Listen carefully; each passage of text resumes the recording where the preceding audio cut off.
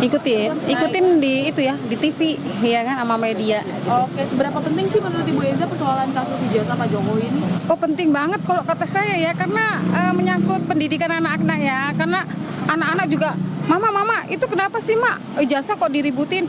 Iya nak, kita mah harus punya ijazah. Alah kata gitu ya, itu menurut anak-anak sekolah ya, nggak usah kalau gitu kita nggak usah sekolah lah mak. Jadi nggak ada ijazah aja jadi presiden gitu katanya. Kayaknya nggak ada titik temu ya, tetap mau ditutup-tutupin ya kayaknya. Yang sebenarnya yang bikin gaduh itu siapa sih? Sebenarnya yang bikin gaduh itu Pak Jokowi loh. Udah datang Pak terus tunjukin ke media biar kami ini semua ya damai, hidup ya damai, tentrem, udah nggak gaduh-gaduh seperti ini. Sebenarnya ini penting banget. Kami sebagai rakyat yang mengetahui bahwa mantan presiden yang 10 tahun sudah pernah jadi di sana, itu dia tinggal menunjukkan ijazahnya aja yang asli. Itu simpel kan. Tapi kenapa berbelit-belit gitu? Yang pakai A, pakai B, pakai C, pakai pengacara. Sebenarnya apa sih yang ditakutin dengan menunjukkan ijazah itu sebenarnya? Ya saya pikir dengan diangkat kembali itu clear gitu kan. Ternyata enggak. Ya jadi ya kita harus kejar sampai ketemu bahwa mantan presiden kita punya enggak ijazahnya. Kalau menurut saya terlalu berkepanjangan polemik dugaan ijazah palsu Pak Jokowi ini. Saya ingat dulu waktu kuliah ada sebuah kalimat pernyataan dari Joseph Goebbels, menteri propagandanya di era Hitler, bahwa kebohongan sekalipun ketika disampaikan berulang-ulang dengan penuh keyakinan lama-lama dianggap sebagai sebuah kebenaran. Ya, saya coba lakukan itu. Saya menyatakan kebohongan di depan istri saya bilang bahwa saya ganteng. Lama-lama istri saya percaya juga. Setiap kebenaran pasti punya versinya masing-masing, ya, dan kami memberikan kesempatan bagi para pihak untuk menyampaikan metode kebenaran masing-masing. Saya sudah hadirkan juga pakar digital forensik Joshua Sinambela. Bang Joshua, apa kabar? Baik. Masih semangat? Semangat. Oke, baik. Ada Mas Roy masih ya melalui sambungan Zoom ya? Masih. Oke. Halo, apa kabar Bang Joshua?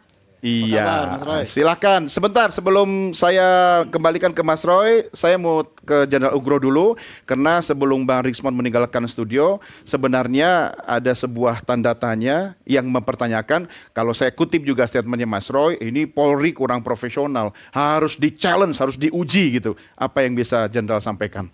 Ya, kalau Polri saya pensiun 2014 tidak profesional kan nggak mungkin. Ya kan? Maksudnya setelah 2014 nggak profesional gitu? Ya kan nggak mungkin. Oh, gitu. Ya kan, sekarang polisi dari lulusan tahun 70 Akabri loh ya. Sebelum Akabri ada juga. Betul. 70 sampai lulusan 2024. Ya kan, tempat pendidikannya gurunya sama, ilmunya sama. Kalau nggak profesional nggak mungkin. Ya. Mungkin ada 1-2 oknum biasanya melakukan tindakan menyimpang seperti itu. Jadi ya 100% sih mungkin biasa lah. Kelapa juga kadang-kadang juga ada yang busuk, buah juga ada yang busuk dan sebagainya kan. Jadi kopior enak loh Pak. Iya, kalau jadi kopior enak seperti itu. Jadi ya saya yakin bahwa tetap profesional, tapi mungkin hanya beberapa yang kadang-kadang masyarakat nggak puas seperti itu. Tidak mungkin kan Polri ketika menjalankan tugasnya memuaskan semua orang, apalagi para pihak, ya kan, yang berperkara. Lalu solusinya gimana Pak Ugro? Ya kembali kepada buku pintar tadi. Mencari telepon, ada dulu buku telepon yang tebal, ada yellow page dan sebagainya, ya kan. Mau cari daftar untuk makan kalau kita pergi keluar kota juga sudah daftarnya. Ya kalau hukum ya kembali ke hukum acara pidana. Terus kalau misalnya pelindung pengayom dan pelayan masyarakat ya itu ada aturannya bagaimana patroli yang baik dan sebagainya seperti itu. Jadi ya selalu dikatakan zaman-zaman dulu ada yang back to barak, back to basic, back to profesional. Semua pemimpin menghendaki seperti itu. Jadi pasti melihat ke depan, saya akan memimpin, ini diperbaiki sedikit dan sebagainya seperti itu. Oke, Mas Roy, tingkat kepercayaan Anda pada Polri setelah hari ini seperti apa? Karena tadi malam saya nanya, Mas Roy mau ngapain nih? Pasti duluan press conference, ya kan? Dan itu dibuktikan. Bagaimana Mas? Sinyal stabil. Oke. Ya, saya ingin agar kembali kepada yang tadi dipercaya oleh Jenderal Ugro tadi. ya gitu. Saya itu cinta Polri, ya. Jadi saya itu benar-benar ingin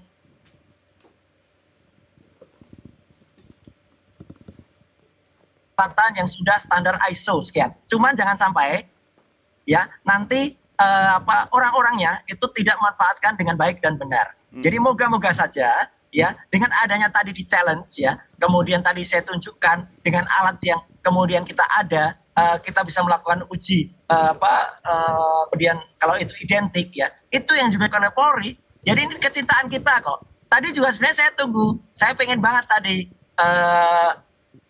Mas Joshua itu juga menampilkan, jadi kita benar-benar clear ya presentasi ilmiah versus presentasi ilmiah. Tapi nggak apa-apa lah, waktunya masih akan panjang ya Mas Joshua. Kapan-kapan mungkin kita bisa tampil ya, clear, kita tampilkan dan semua orang menikmati. Kemudian oh ini benar, ini salah, tanpa ada orang-orang yang takut untuk diancam hukuman. Itu Mas Doni. Jadi kita kembalikan marwah Polri, kita kembalikan lagi marwah Universitas Gadjah Mada, alumni saya dan alma mater saya dan alma maternya Mas Joshua itu ya, untuk kita kembali supaya tidak kemudian menggunakan alat bukti yang salah, supaya kemudian benar-benar menggunakan produk-produk atau model yang benar. Itu saja sebenarnya. Ya, Bang Joshua yang harus respon ini, silakan. Kejujuran dan kenegarawanan. Iya, siap Mas Roy. Kira-kira apa yang mau direspon nih? Kalau tidak respon berarti udah clear, udah selesai.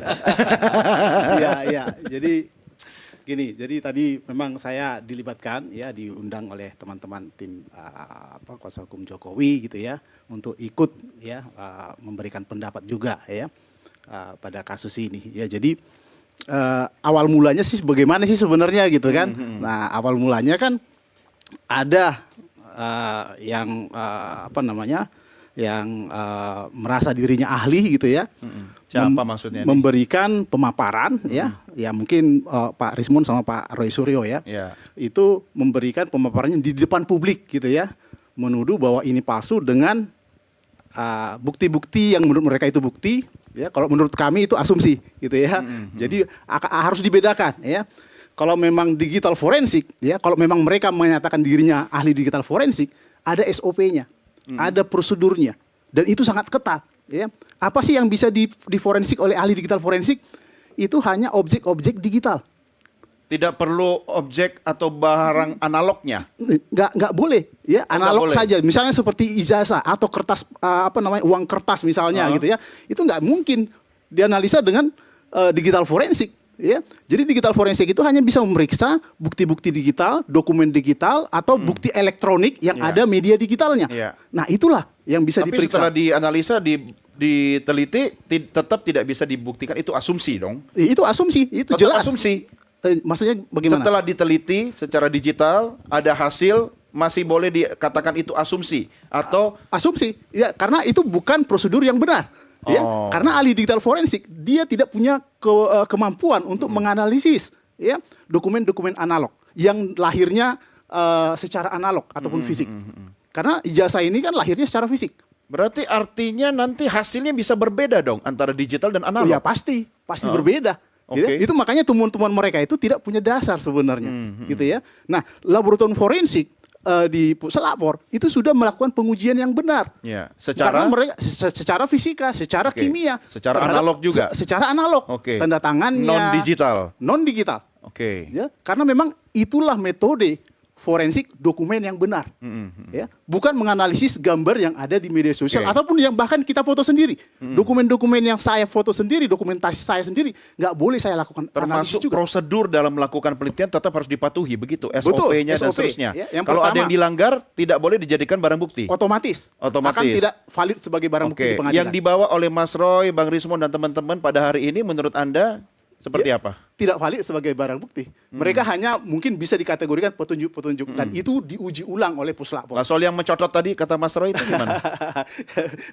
Itu hanya asumsi. Kenapa? Karena yang dibandingkan kan kopian-kopian. Mereka tidak melakukan pengujian yang sebenarnya gitu ya. Jadi bukan bukti analognya yang mereka uji, tetapi dari hasil scan ada yang sudah diupload dan seterusnya. Termasuk juga tadi analisis ELA gitu ya dan seterusnya dan itu sangat tidak berdasar. Tidak ada ahli forensik ya yang kita tahu menganalisis dokumen analog menggunakan ELA. Iya. Apa sih ELA? Ya, error level analysis itu hanya bisa mendeteksi ya tempering atau editan pada file-file digital, dokumen-dokumen digital. Iya. Jadi ELA itu cara kerjanya seperti ini. Jadi ada dokumen gambar yang difoto katakanlah ya. Nah, dokumen ini ketika diedit bagian tertentu diubah, dikasih ditambahkan angka 0 misalnya atau diganti Bisa wajahnya ketahuan dan atau seterusnya tidak, gitu ya. Kemudian kita periksa dengan ELA, itu akan muncul error level tertentu atau bagian-bagian tertentu yang dia itu akan muncul karena kompresinya akan berbeda. Karena dia manfaatkan teknik kompresi gambar atau JPEG gitu ya. Nah, itulah yang bisa dianalisis dengan ELA. Tapi bukan gambar fisik. Ketika gambar fisik kita foto gitu ya, hasilnya akan menjadi digital dengan kompresi yang sama, otomatis tidak ada mungkin ada yang ada tempering di sana. Kalau fisik nih, sertifikat fisik nih analog kemudian difoto, digitalisasi. Bahan digitalnya ini kemudian sudah direproduksi kemana-kemana gitu. Kita udah nggak tahu lagi sumber pertamanya yang mana gitu. Itu bisa saja jadi pintu kesalahan melakukan digital forensik, begitu. Itulah kekeliruannya. Apakah itu yang Anda yakini yang dilakukan oleh Mas Roy, Bang Rismon dan teman-teman? Saya sangat meyakini itu, apalagi yang dianalisis itu ada yang berupa fotokopi ya kan, dan seperti itu. Nah, begini, jadi ketika misalnya gambar sudah diupload ke media sosial melalui WhatsApp atau melalui Facebook atau melalui Instagram segala macam gitu ya, itu pasti akan melakukan kompresi. Semua aplikasi-aplikasi media sosial itu melakukan kompresi ulang. Sehingga ketika kita lakukan analisis ELA itu akan mustahil untuk ditemukan bagian-bagian diedit. Ketika kita melakukan pemeriksaan digital forensik, ada file-file yang diedit, kita harus menemukan file original yang diedit itu. Jadi tidak mudah prosedurnya. Kita nggak boleh menganalisis data-data yang ada dari media sosial terutama yang dikirimkan oleh orang sembarangan. Kita harus menelusuri di mana file itu dibuat, di mana file itu diedit,